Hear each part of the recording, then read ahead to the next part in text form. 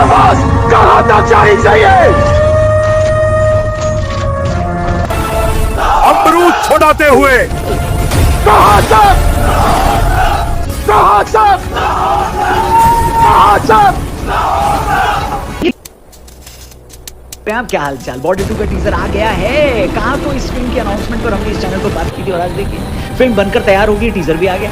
विजय दिवस के मौके पर इस टीजर को रिलीज करने के दो सबसे बड़े कारण थे। पहला तो ये कि आज ही के दिन 1971 में हमने ईस्ट पाकिस्तान को तोड़कर बांग्लादेश बनवाया और जनरल नियाजी से पेपर पर 100 बार लिखवाया। क्या लिखवाया? क्या हमारे पाप थे और पाप रहेंगे। विजय दिवस के मौके पर 16 दिसंबर 2025 को रिलीज हुआ बॉर्डर 2 का पहला टीजर हिंदी सिनेमा के लिए एक बड़ा इवेंट साबित हुआ। 1997 की क्लासिक फिल्म बॉर्डर का सीक्वल होने के नाते इसकी उम्मीदें आसमान छू रही थी और टीजर में उनमें से कई को पूरा भी किया है। सनी देओल की वापसी, वरुण धवन, दिलजीत दोसांझ और अहान शेट्टी की नई पीढ़ी का जोश इस फिल्म में भरा गया।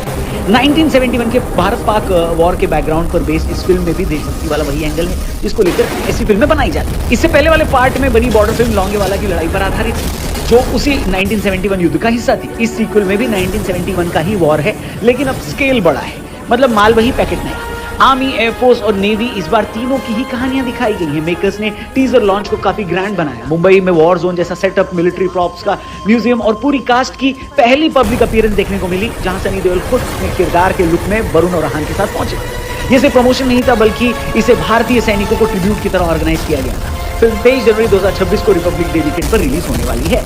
फिल्म का एक डायलॉग की आवाज कहां तक जानी चाहिए और कोरस में एक साथ रिप्लाई लाहौर तक।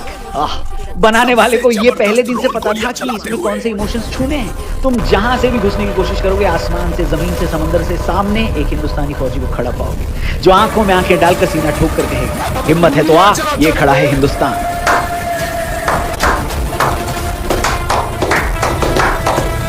यानी घुसपैठियों और इन्फिल्ट्रेशन को भी फिल्म कैप्चर करने वाली है। इस बार जेपी दत्ता की जगह फिल्म का डायरेक्शन अनुराग सिंह ने किया है जिन्होंने इससे पहले केसरी बनाई थी। प्रोड्यूसर भूषण कुमार, कृष्ण कुमार, जेपी दत्ता और निधि दत्ता इस फिल्म को सुपरवाइज करने वाले हैं। टीजर की लंबाई 2 मिनट से थोड़ी ऊपर है और ये यूएस सर्टिफाइड है। बॉर्डर 2 के बस को लेकर इसी बात से अंदाजा लगाएं कि रिलीज के कुछ ही घंटों में यूट्यूब पर लाखों व्यूज और सोशल मीडिया पर #Border2 ट्रेंडिंग टॉप पर पहुंच गया है। अब फिल्म में कमर्शियल मसालों में क्या क्या भरा गया है देख लेते हैं। सबसे पहले तो स्टार कास्ट की बात करें। वरुण धवन जिनको आर्मी यूनिफॉर्म में इस टीजर में देखा जा सकता है। लुक उनका काफी सीरियस और इंटेंस है।